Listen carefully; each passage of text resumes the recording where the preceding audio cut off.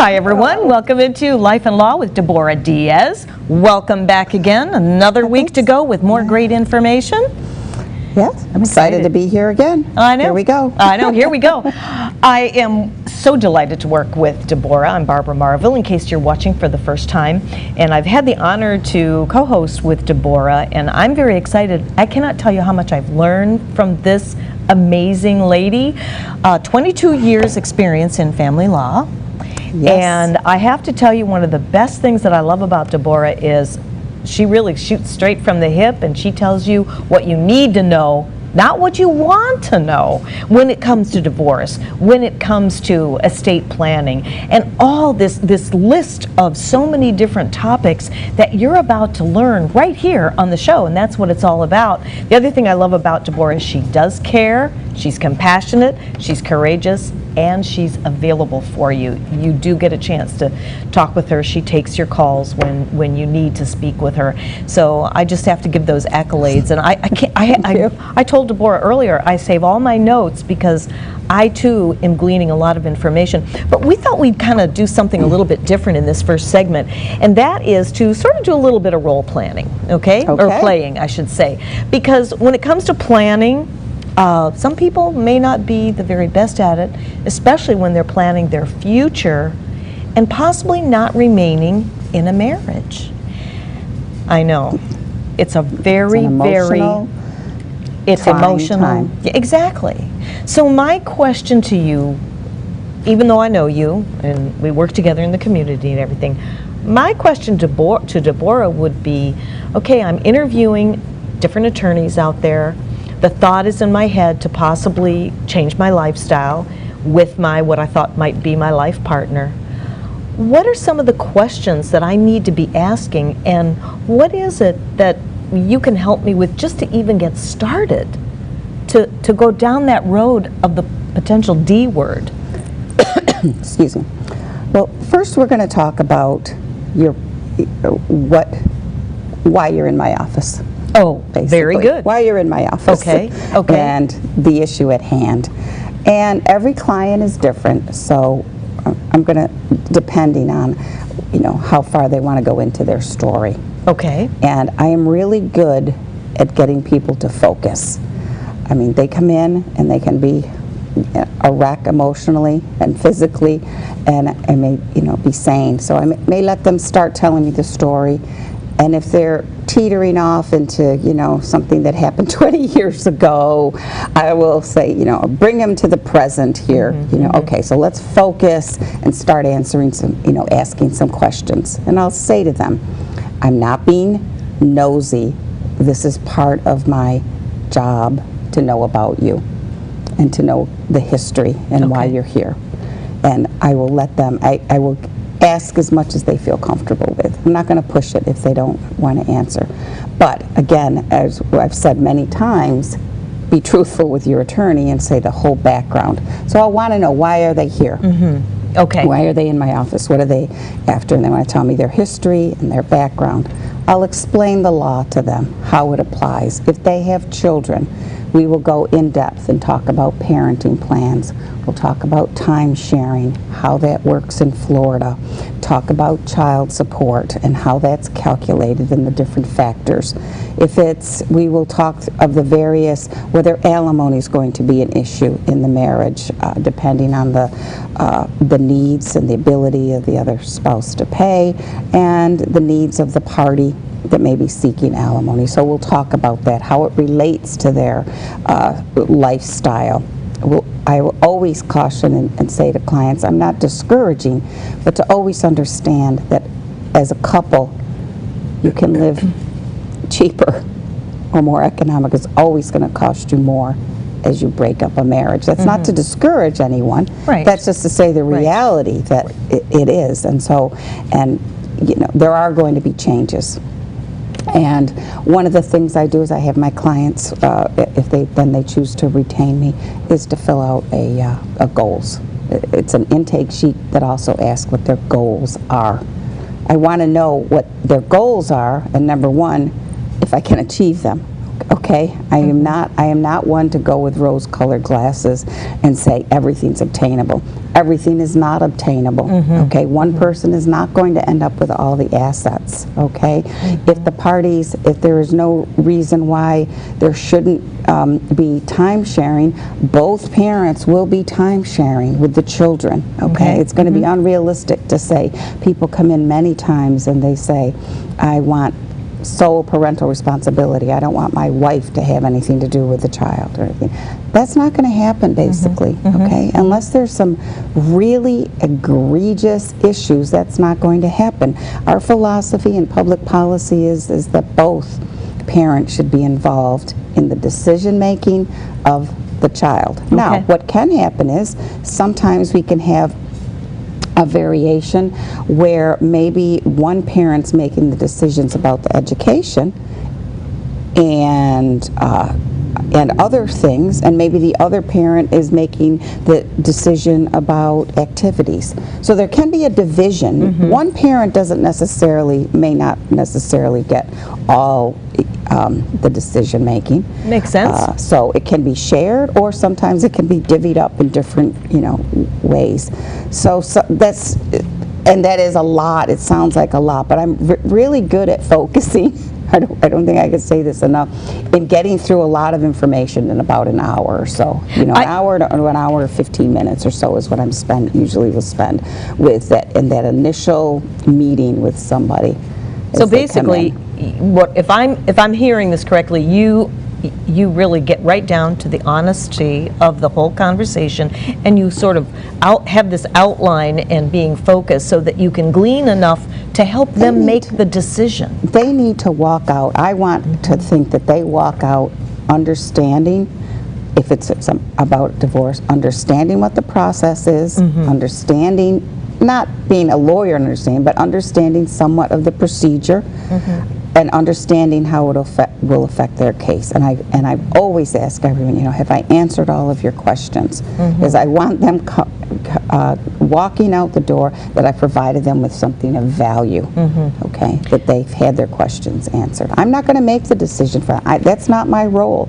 I am not there. They might come in and they might ask me, should I get a divorce? That is not my role at all. Do you ever have people do that? They do. Sometimes that is not my role. My role is to talk about the whole process, to talk about their case, and they are to make the decision whether they want to move forward on ending a relationship or not. But they need to make a fully informed decision about how the law will affect their case. Right.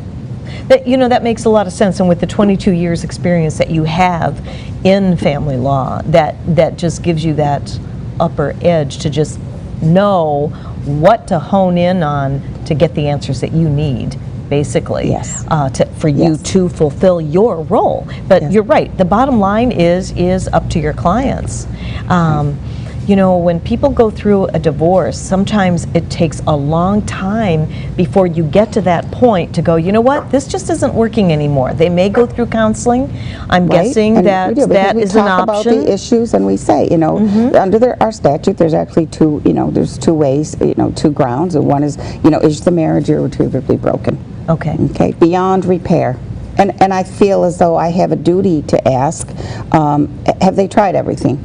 Okay, this is not to discourage, but have you tried counseling? Many times the response is, I would like to go to counseling, but my partner will not. Right. And there is nothing you can do to force someone to go to counseling. That means if they've already, they've put that as a no, then it's a no. And so then, you have to make those decisions based on what's good for you as an individual. The other ground, since I did say it, is that if there's some kind of mental incapacity is another. Okay, because I was going to ask you on what grounds would be there was just like no way to make amends, no way to get back together. Are you able to talk about some other things besides the mental part of that?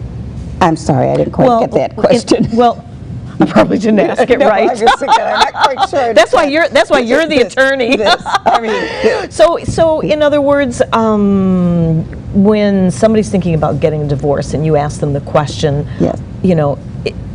have you tried everything, and do they get right down to the nitty-gritty about what the main crux of the thing is that you're kind of thinking, you know what, They This is- may. yeah. You know, there's a lot of, sometimes there's underlying things, and people, you know, may or may not feel comfortable Right. about it. You know, I always like to know if there's some kind of abuse going on, because that affects what I was how getting we are to. going to Yeah. deal with the case. It affects how we, if there is some kind of violence or abuse in the marriage, then we're going to make sure that we're aware, that I'm aware of that, and that when we go to mediation, that the mediator's aware of that. Okay. We don't want anybody feeling this pressure to have an agreement. Yes, yes. That's kind of, I was sort of like beating around the bush there, so you answered my question. You know, I ask the tough questions. That's what, okay, that's what I'm known for. I will ask the tough questions. She's your girl. Okay. She's your girl. Well, you know, it's important. I mean, somebody's been married. People get married, they think they're going to spend the rest of their life with that person. And then things happen. And again, it's not my role to judge anyone at all. Things happen, people change, life changes people. And if it's, you know, my role is to represent my client to the best of the ability, and, you know, come with a good outcome. Awesome, awesome. Okay. All right, on that note, we can stay on that subject forever. We're going to take a brief little time out. More and more. I know, we will. That's what you do. Yeah. We're going to come back in a little bit and talk more about some of the questions that many of you have been asking, or maybe you haven't, but we have some answers for you with Debora, so stay with us.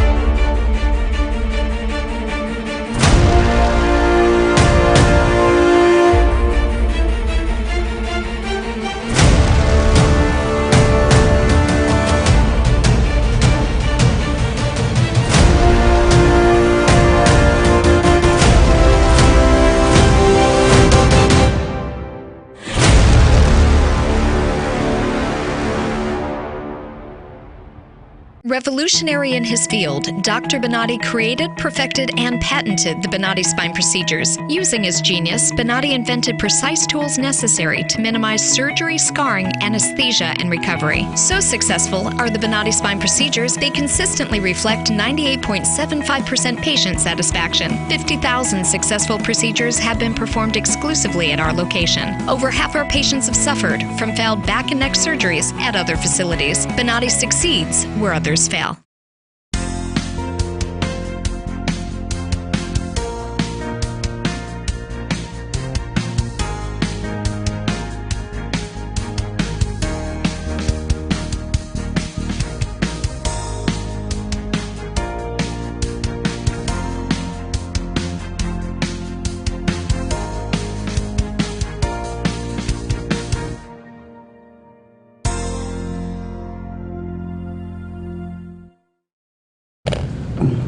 Hi everyone, welcome back in with Life and Law with Debora Diaz. We had quite a first segment there. I thought it might be kind of good to sort of role play off the cuff and asking Debora questions. You're going to find more and more of this, so if you want me to ask Debora some questions, feel free to email me. You can always get me on Facebook too. But I think it's important to talk with you about real life clients out there that may have the same questions that I might. Don't read anything into that. I'm very happily married. This is my last one this time. But you know, divorce can be just so emotionally debilitating. But in addition to going through divorce, what about the death of a spouse? What about estate planning? What about all these different things? And last week, we started with a half page of questions. Yes. So I'm going to turn this over to you, Debora, so that you can kind of encapsulate and summarize what we didn't get to and some of the things that I know that is important. Okay. Well, last week we talked about the death of a spouse, and there was some kind of to-dos that I wanted to make sure that if I didn't say clear enough, want to say again. I think they're worth repeating on what happens, and these are kind of what I think of to-dos after a spouse dies, because there's so much emotion and healing and grieving going on. So one of the first things is, look at your estate documents, and you may need to write a new will and advance directives, meaning a new healthcare surrogate, a new living will, if you had named your spouse on any of these documents. So you want to look at what you already have in place, and they may need to be updated. If you had named someone else other than that, then not necessarily, but it's the time to review all your estate documents that you have in place.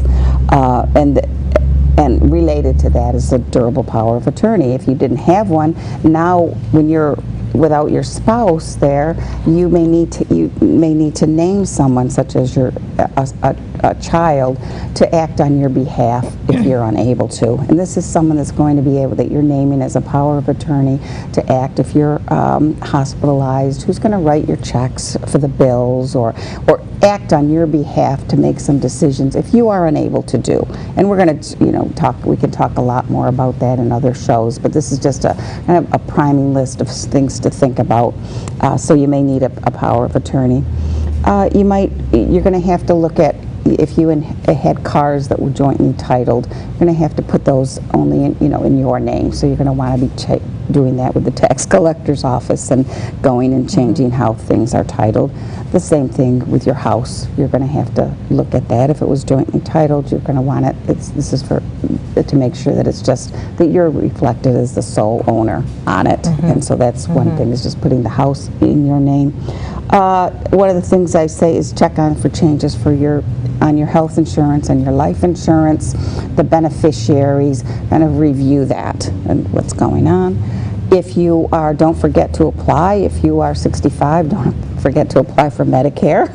Many people, you don't want to forget that, because there can be some cost to it if you apply later than your 65th birthday. For your planning, make a list of the bills that you're going to need to pay. Maybe you weren't involved financially, or maybe you were involved with the finances, but in any event, you need to know what's going on for the next months of all the bills you have to pay. What's out there, the water, the property taxes, the lawn, maybe the pool person. What are the bills out there for the household? Because now you are responsible for that and making sure that they're getting paid. So again, it's knowing that. One of the things that I can't say enough of the importance is not to make any important major decisions within that first year as you are grieving. Don't think about moving. Others have a different view. I say you're in shock, you're in grief. Don't think about making any major financial decisions. You're not going on all 6 cylinders or 8 cylinders, as they say. You're in shock, you're in grief. When my spouse died, I probably cannot say really what happened that first year, everything with any intelligence. If people tell me things, I probably am going to say I don't remember. That first year is like a blur. So I emphasize that you need to really make sure that you're not entering into really critical, important decisions regarding your house and stocks and major purchases. There'll be a lot of people that'll be around saying to do this and do that, but you really need to take some time and think about it for yourself. So those are my kind of list of saying, don't make any major decisions for at least a year. I think that is probably some of the best recommendations that you could give to anybody, because if you've never been through it before, this is a whole new, different picture for you. And with the emotional trauma and everything, making a big decision, it could come back to really haunt you later on. Definitely. So I think that is very valid information. Thanks. Definitely. Yeah, so what else do we have? Okay, so we have some questions that we were going to ask. Oh my goodness, we had so many questions. Right? Yeah, so, we did. You know where we left off last week as we were talking about probate, what it is, and then we covered some of the answers on that, but we still had some more that was kind of connected to probate. One of them was, should my goal be to avoid probate? And the answer to that question is not necessarily. Okay. Not necessarily. Probate is in the public eye. The will is filed and everything that happens is in the public eye. But there's some things that you may not be able to handle titling in someone else's name, so that you may not be able to avoid probate. So that shouldn't be the overall. I hear this a lot from people that say, I don't want to probate, I don't want to probate. But there's a lot of ramifications and other unintended consequences when people transfer property into someone else's name before they die. So there's a lot of consideration. So it is not an across-the-board answer, yes or no. It's an individual discussion with your attorney about what is right for you. Right. What is right for you with the assets that you have and what you're trying to accomplish. It makes sense. That makes sense. Very good. Thank you. So is it a good idea to add my child as joint owner to my bank account or my home? Okay, and that's related to this probate. I was just going to say. That could be a good idea, and maybe it isn't. Because one of the things, let's talk about naming a child, putting them as a joint owner on the house. You could be subject, when you do that, yes, you will avoid probate, but you could be subject to that. Well, first of all, the most important is this: you no longer have control. So if Barbara owns a house by herself and then she adds her son to it, Barbara and son, that means anything that you want to do with that house, such as if you want to put it up for sale, you can no longer do that without your son agreeing to do it. Because if your son's on the deed, he has to sign off on it. Gotcha. If you want to get a loan on the house, the two owners named on the deed are going to have to be the applicants on the loan. So it infringes on your freedom to do with what you want your property to do with your property. The other thing that it can do is it could subject you to the creditors of your son. Because you and your son aren't married. So it could subject you to his creditors. I had one case several years ago. A woman came in. She had transferred her house to her son's name to avoid probate, so her and him owed it together. And she came in and she's literally crying in my office because her son was a drug addict and an alcoholic. And he had gotten DUIs. And he would not get off. I mean, he was a user. And so so in one period of lucidity, she got him. I got him to sign off on the deal because she wanted to sell her house. Her overall thing is she wanted to sell. She actually wanted to go into an assisted type living facility, but she could not do that without her son agreeing to do it. So without her son signing, because she had put him as a joint owner on the property.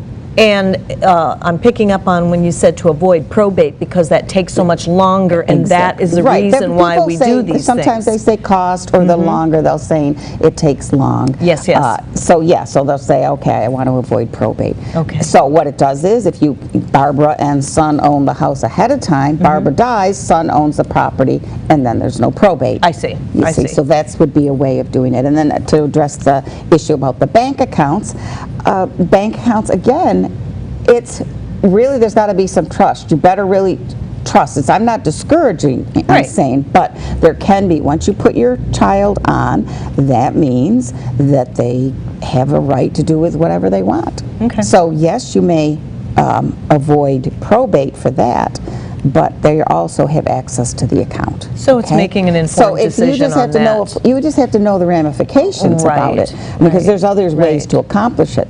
They don't have to necessarily be a joint owner on the account. They can be a payable on death beneficiary to the bank when you sign it. They could be a payable on death. So there's different. It really is, again, a fact-specific trust in knowing what's going on. But there are many children that have been named as POAs and have raided their parents' money. Oh, I can say. I've heard of that. You've seen it. I don't have to say that. You've seen it in the news. You've seen it. Right, exactly. So that's good information. Very good. We're going to be taking a break here. Coming up in the next couple of segments, we have more to cover. We still have a couple of questions here, and I know you have some top 15 state sort of planning tips and everything. Related to everything that we've been talking about. I know, and boy, isn't it, it just overlaps. It just overlaps one another. But isn't this great information? Where can you go and get generalized information? Some may apply to you, some may not. So stick around, we're going to be right back. More with Life and Law with Debora.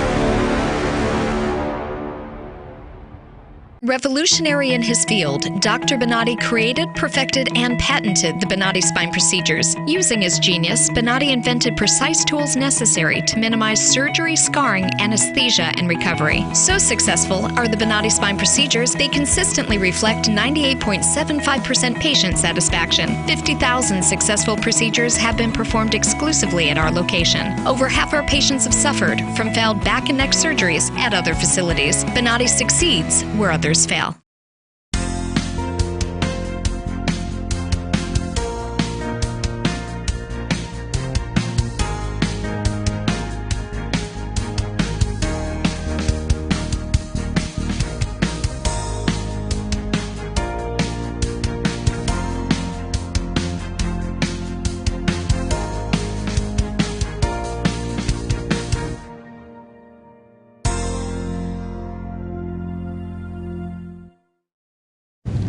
Hi everyone, welcome back into Life and Law with Debora Diaz. I'm Barbara Marville. It's so great to have you with us to glean as much information as you possibly can from Debora. This is very, very exciting. We have a few questions that we're going to run through here that we missed last time because we had so much information. So I'm going to turn it over to you on this question.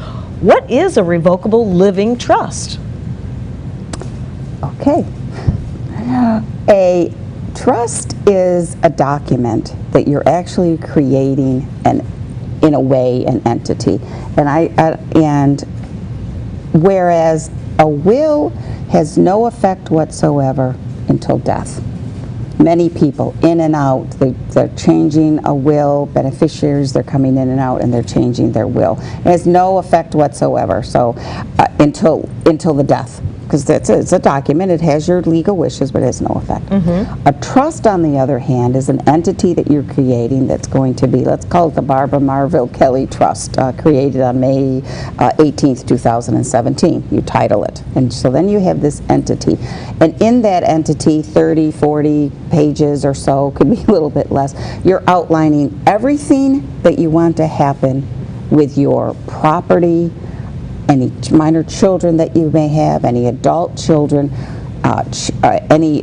what are you doing with your property, your assets? What are you doing with it? Okay, and so you're naming those. So you're also you're what's called, you are the trustee, or the grantor, and the trustee of your own trust. You're naming yourself, and you are managing your property. But what you do is, the document is not, the entity that you've created is effective immediately when signed, but then you have to go on and you have to fund it, meaning fund the trust. So I liken it, I'll take a vessel. So you've created your trust.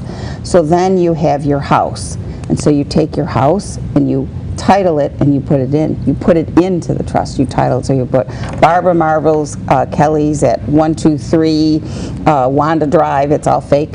Whatever goes in is now titled. So you do a different deed. You do another deed. So you're changing it from your single ownership to the trust ownership. So now it's owned by the trust.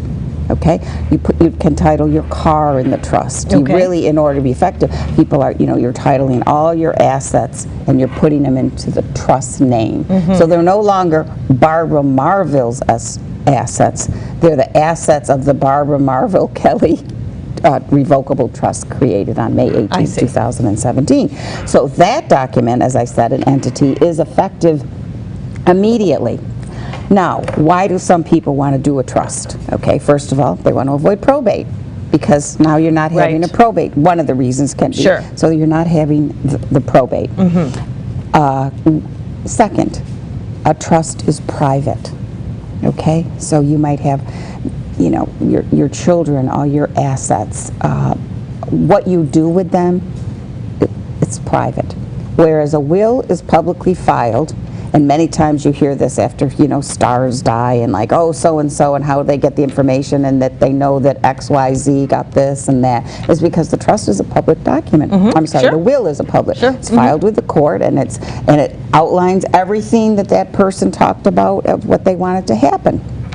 Whereas a trust is private. The only thing that gets filed as you're administering the trust when the person dies is what's called a notice, the notice of administration of the trust.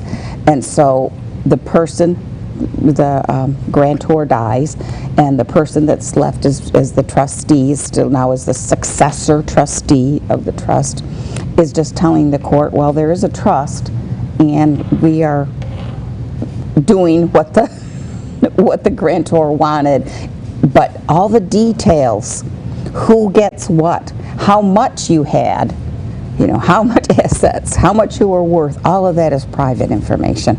So that only comes out if people talk, but it's not coming out because it was filed publicly. Okay, and you can change anytime, there's clause, so your original document that entity that you created is effective immediately, and then through the years you might be adding clauses or changing clauses, but you're doing it, but you're modifying your original document. You could revoke it, meaning you revoke it and you get rid of it, but you can also just modify it. But it's a lot of times if there's, you know, a lot of say wealth involved, and you want to make sure maybe you have children that spend too much money, or you want them to appreciate it. So you're going to be putting clauses in there that so much money when they turn 25 and so much money when they turn 30. Like who originally, one of the persons in the news is the heiress to the In-N-Out Burger company. Her parents died, and she's actually the heiress of this, okay, multi-million, I think it's $1 billion company now, In-N-Out Burgers. She just recently got the last shares of the company, and I think she's 35, but it had was doled out slowly, where she became the 50% owner and then more, and now she's like 98%. Someone owns, like, I think it's her uncle may own 2% of it or something. But interesting. So you can outline what you want to happen with your assets, and it's effective immediately. So when you do it, you are the trust. You're still managing your assets, sure, and everything, sure, okay. But you're also naming immediately a successor who's going to take. So this can be particularly useful if you become incapacitated. Who's going to manage your assets on incapacity? So you can. Whereas if you have assets and you have your will, no one could step in and do that. But with a trust, if you've already outlined that, you can. So that supersedes. Well, yeah. In a sense. Well, it could. Yes. Okay. Yes. Yes. You're not, now you still are going to have a will. Okay? Yes. You're still going to need a will too, but the will is very minimal, and I mean it's called, the legal term is called a pour-over will. And usually, because there might be things that someone forgot about, and that they didn't put in the trust name, and there might be some things that they were entitled to after they died. So you want to make sure that you still have a will that says anything that I get, any of my assets, put into my trust. That's what you'd be saying. That's why it's called a pour-over will. Oh, I see. So that the trust is the overall document, right, that's ruling what happens with the assets. Okay, it can be very detailed. A lot of times it's useful if there's someone with a special needs child. Oh, yeah, I would guess. Naming, you know, who's going to be the guardian, maybe, you know, and if there's, you know, the money there, and what's going to happen. So you're going to be saying, you know, how is this money doled out? Okay, you can control, you know, for other children, how it's you know, for education. You know, how can they get this money? You know, you might say they're not going to get till they're 35 or 40 or whatever. So it's so you're being very specific. You can be very specific about what you want to happen. You know, as far as saying the top differences is that a trust is effective immediately and it's private. There you go. That's a really great definition. And there's, you know, a lot more to talk about, but we don't want to be boring. No, it's not at all. This is to get some of the things of questions, of people asking questions. So a lot of times people will come in to my office and they'll say, you know, I want to trust. And it's not for everybody. Right. You don't necessarily need one. I see. It's really, what are they trying to accomplish? What are their assets? Exactly. And then there's probably some that probably do need them. Yes. Big time. Yeah. So it's really a fact. This should be with, you know, your attorney, or a fact-specific inquiry about what you're trying to accomplish. What are your assets? What are your needs? Pretty easy to understand. You make it easy to understand. Thank you. I'm trying. So you just answered this question. If I have a living trust, do I still need a will? And the answer to that was is the answer. Yes. Yes. Okay, now this is tough. Who will raise the children if both parents die? And that is an issue that can be dealt with in a trust. It can be dealt with, okay? So in the trust you can be naming that you want to be naming as that. There's also another form that you can be filling out, which is called a pre-need guardian form, which you could have, and you know, you should be talking about this as parents. You know, talking to your family network as to what's going to happen. What do you want to happen? who's going to raise the children? I mean, not everyone is up to the task. Not everybody might want the task. So the person that you are naming, you want them to agree to it. So might want to have that little discussion. It's a discussion. It's really this. If no one has been named, then it's going to be a court case. You know, it's going to be if there's a fight over who's going to raise the children. Even if there's family. Case. Because if there's there could be. I mean, if you have two sets of grandparents, because that's the typical. If you have two sets of grandparents, they may be, you know, they each think that they should have or the children or not. So it's something that you need to talk about. You can address by having a pre-need, it's called a pre-need guardian form, that you can be telling the court your wishes ahead of time. Not that the court has to follow that, but you're saying this is what you desire, and that will be given a lot of weight with the court as to who should have the children. So it's something that should be discussed. Wow, we could spend all day talking about that. It looks like we have a break coming up here. Again, only 30 seconds, so we're going to go ahead and do that. Thanks for staying with us. I know you're finding this very informative. I certainly am, as I do every Thursday. So, and don't forget, email us your questions. lifeandlawwithdebora@gmail.com. We'll be right back.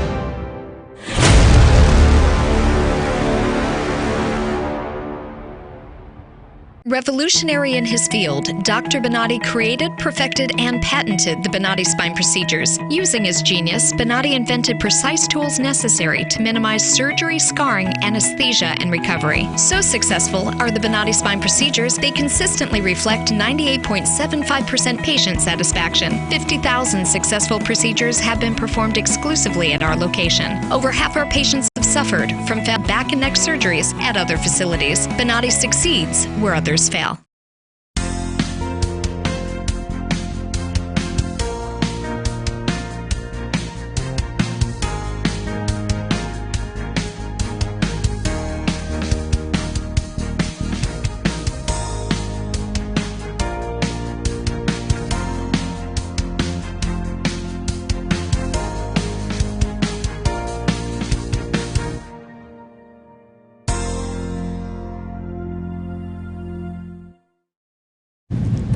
And welcome back in, everyone, to Life and Law with Debora Diaz. We have been answering some really good questions, and I really have to hand it to you. You're making it so that it's easy to understand, I must say. That's my goal. I know. So let's go. We have about 4 questions we're going to be talking about, giving answers, and then you have a list of tips to share with everyone. Tips, right? So here's another tough question. Who is going to take care of your pets if you die? And that's another thing that you need to be talking about. Yeah. Who is going to take care of your pets?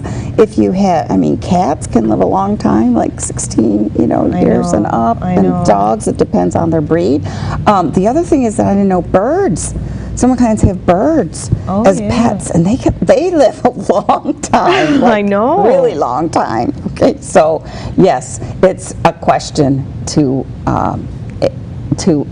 be asking your family if they want to. Are they going to? I had one client who did have a bird, and what she chose to do was she said nobody's going to want the bird, her pet, and she felt so she had it cremated with her.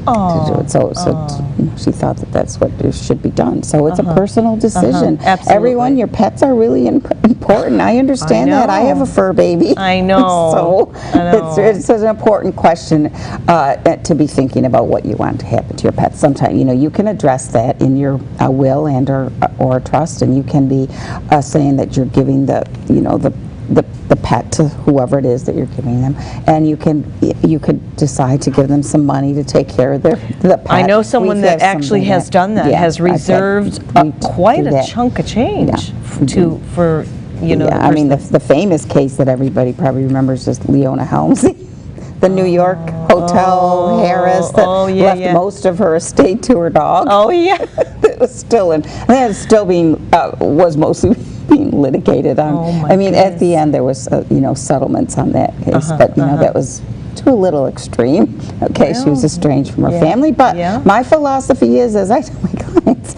your assets, you do with what you want. Okay, so that works for me. So getting back to the pets, it's really a conversation to have with someone and knowing, and you can leave some money. Again, it's not going to necessarily, if you leave a bequest, say you leave a bequest to your friend, you're going to hope that that's what they do with it, but there's not really going to be a check and balance that that's what they do with it. But that's why you want to have this conversation. Someone that you trust is going to carry out your wishes, enough to cover, maybe the vet bills, because pets can be expensive, and go from there and hope that they, will do it. Exactly. Well, that's a perfect common sense. Something to think about. Yeah, absolutely. So, what happens to my life insurance?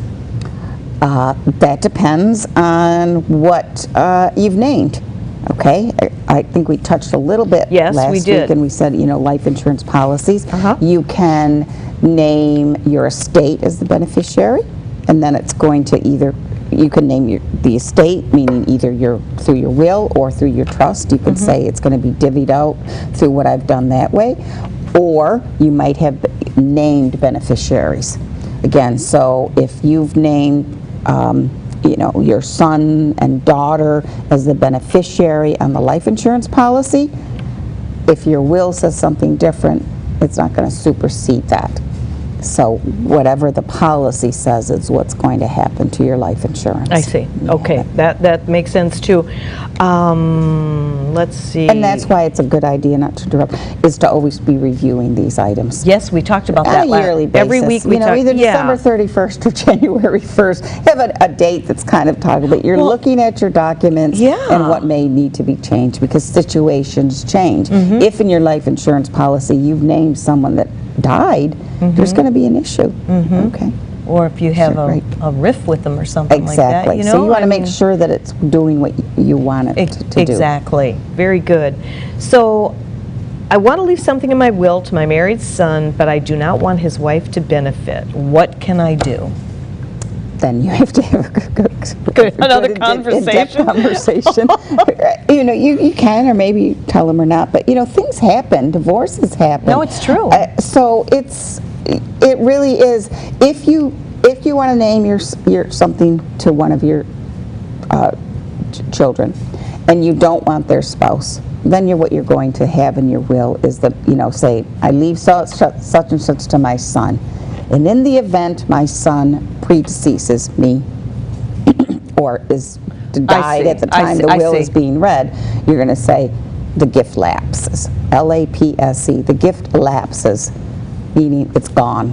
I see what you're saying. And that money, so say you left $100,000 to your son, and your son died. The $100,000 goes back into however else you, other clauses, maybe under the residual clause of the will that says, you know, so-and-so gets everything else. And so that is really another, I mean, I don't think we can drive this point home enough, is to review your documents. Because let's say the son or daughter or whatever, let's say they're going to receive whatever you leave to both of them. But what if they get a divorce and both of them are still on the document?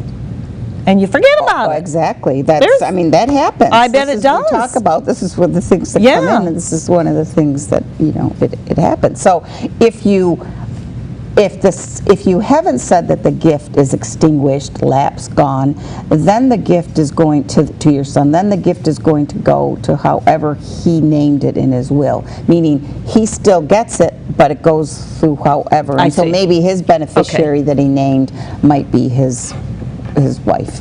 Okay. Okay. Okay. So. Okay. I think we're good. I think we covered all these. And we have hopefully enough time for you to cover your tips. Okay. Okay. 7 minutes. Okay. Talk fast. Yes. Okay. Well, last week we touched on some of them, so, but again, as part of everything that we've talking about today, as I said, everyone needs a will. We talked about that before. I'm just emphasizing that again. No matter what you own, whatever people tell me that they don't, everyone needs a will. Because you never know. You may get money. You may get some kind of inheritance or something. So that's right. You want, and a will lets you be in charge of what happens to your assets. Okay? And it's also a gift that you can give to your family because you don't want to fight over what it is that you have. All right? Because people do that. They fight over, they will fight over, you know, assets, and it doesn't have to be a lot. No. Okay? No. It doesn't even have, it could be a sentimental thing. It's things. Yes, it's the things. It's the stuff. Things. It can be the stuff. So you want to outline that. I think some of these I talked about last week. What related to what we talked about a spouse dying is to evaluate your estate planning after your spouse dies. You know, what do you know, maybe you had named your spouse as your beneficiary, so you're gonna have to revisit that. And so, what do you want to happen? So you got to think about that. That is one of the decisions. Although I said don't make any more important decisions for a year, that's one of the things that you want to deal with fairly. Makes sense. Soon. Yes. Yes. To make sure that your wishes, again, it's to make sure that your wishes are carried out.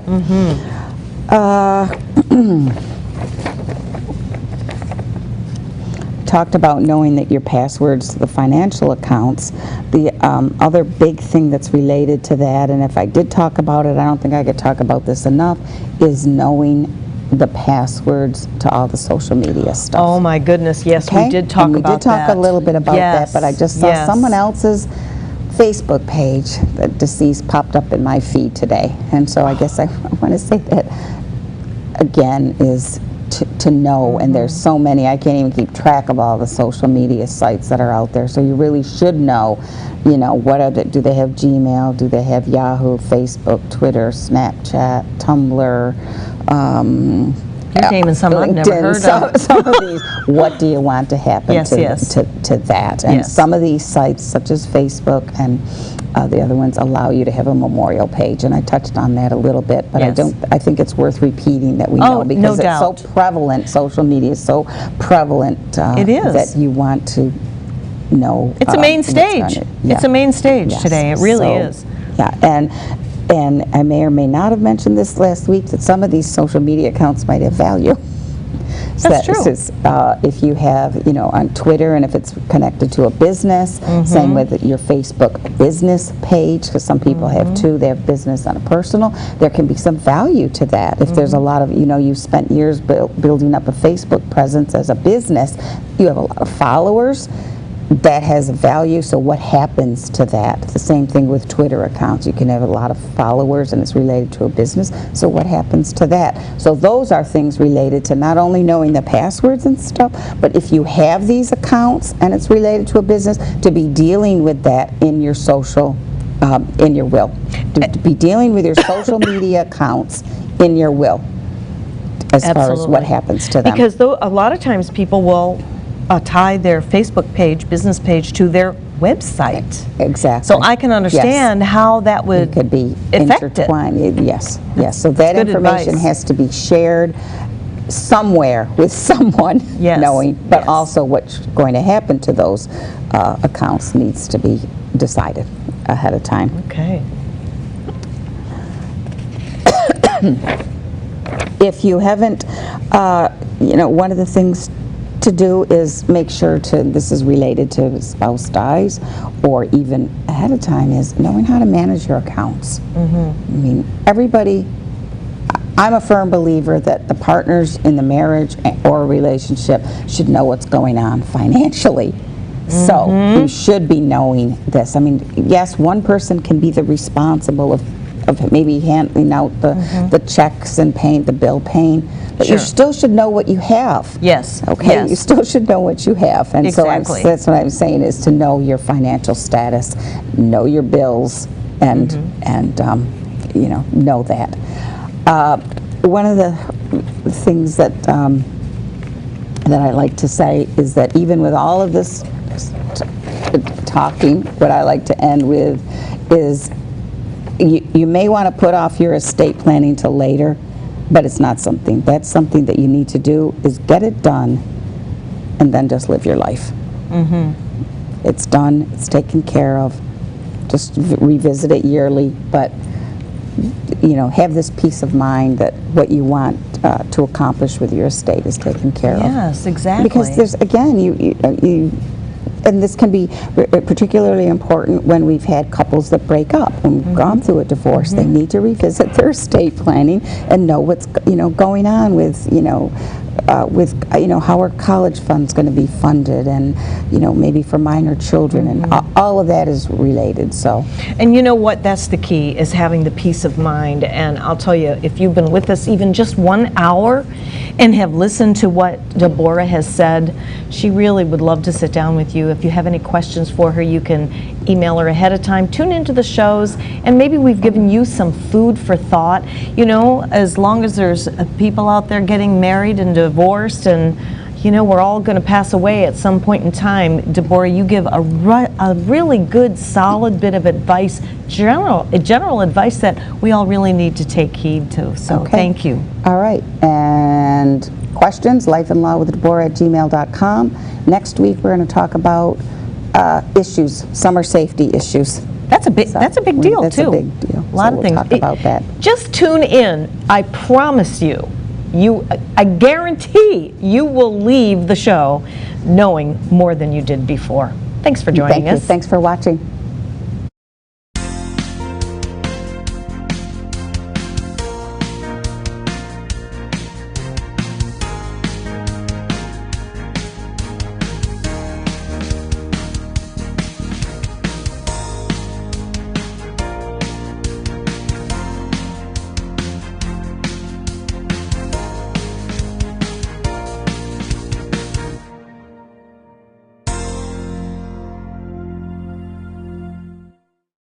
Day.